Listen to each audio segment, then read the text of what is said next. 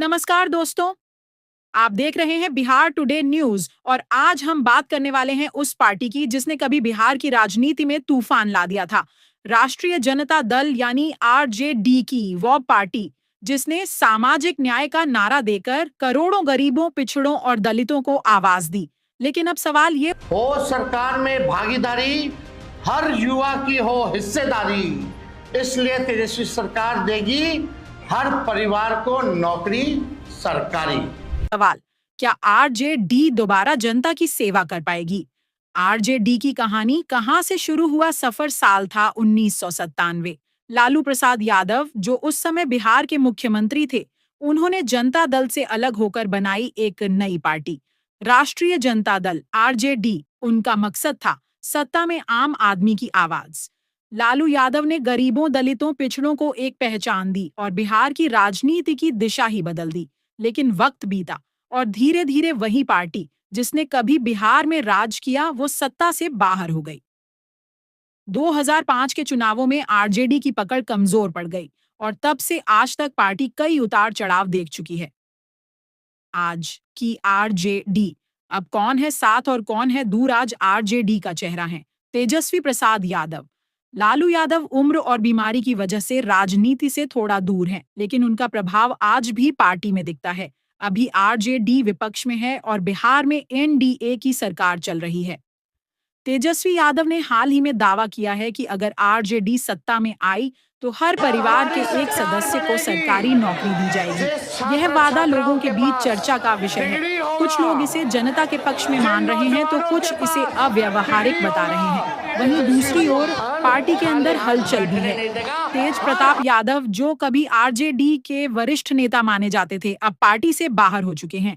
यानी अंदरूनी कलह भी आरजेडी के लिए बड़ी चुनौती बन गई है। फिर भी तेजस्वी यादव ने हाल ही में कहा, हम जाति से ऊपर उठकर विकास की राजनीति करेंगे।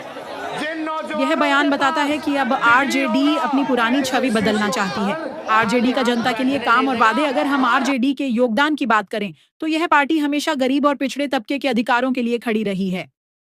उसने आरक्षण, सामाजिक न्याय और शिक्षा पर कई बार आवाज उठाई।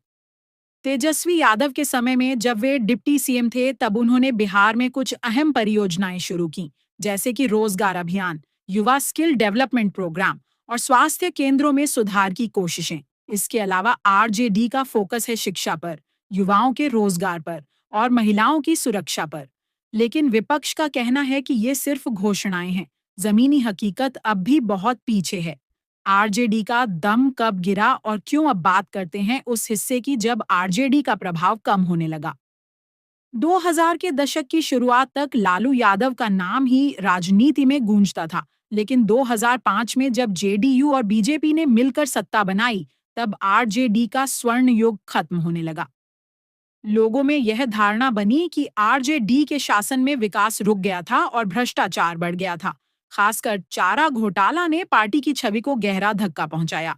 इसके बाद से आरजेडी को सत्ता से बाहर रहकर संघर्ष करना पड़ा। कई बार गठबंधन किया, कभी कांग्रेस के साथ, कभी जेडीयू के साथ, लेकिन स्थिर सरकार नहीं बना पाई। आज भी पार्टी को जातीय समीकरणों के भरोसे चुनाव लड़ना पड़ रहा है। रूपौली उपचुनाव में आरजेडी को तीसरे स्थान पर रहना पड़ा। यह दिखाता है कि पार्टी का वोट बैंक अब धीरे धीरे खिसक रहा है। क्या आरजेडी फिर जनता का भरोसा जीत पाएगी? दोस्तों, यही सबसे बड़ा सवाल है। आरजेडी के पास युवा चेहरा है, तेजस्वी यादव। उनके पास अनुभव और जन समर्थन दोनों हैं, लेकिन चुनौती भी उतनी ही बड़ी है। अगर आरजेडी सच में जनता का भरोसा पाना चाहती है तो उसे 3 चीजें करनी होंगी। एक, सबसे पहले जनता के लिए जमीन पर काम दिखाना होगा, सिर्फ वादा नहीं, पूरा करना होगा। दूसरा, पार्टी के अंदर की लड़ाई खत्म करनी होगी। तीसरा, जातीय राजनीति से ऊपर उठकर विकास की राजनीति करनी होगी। अगर ऐसा हुआ तो आरजेडी फिर से बिहार की सियासत में एक मजबूत ताकत बन सकती है। लेकिन अगर वही पुरानी राजनीति दोहराई गई तो जनता का भरोसा फिर खो जाएगा। जनता का फैसला सबसे ऊपर। आखिर में लोकतंत्र में जनता ही मालिक है। जनता देख रही है कि किसने क्या किया, कौन सिर्फ बोलता है और कौन सच में काम करता है। आरजेडी के पास अब यह आखिरी मौका है खुद को बदलने का, क्योंकि बिहार अब वही पुराना बिहार नहीं रहा। आज जनता रोजगार, शिक्षा, सड़क और सुरक्षा चाहती है। अगर आरजेडी यह सब दे पाई तो यकीन मानिए फिर से गूंजेगा वो नारा। धन्यवाद दोस्तों। अगर आपको यह रिपोर्ट पसंद आई हो तो वीडियो को लाइक करें, शेयर करें और बताइए क्या आरजेडी फिर से सत्ता में लौट पाएगी या नहीं। आपका जवाब कमेंट में जरूर दीजिएगा।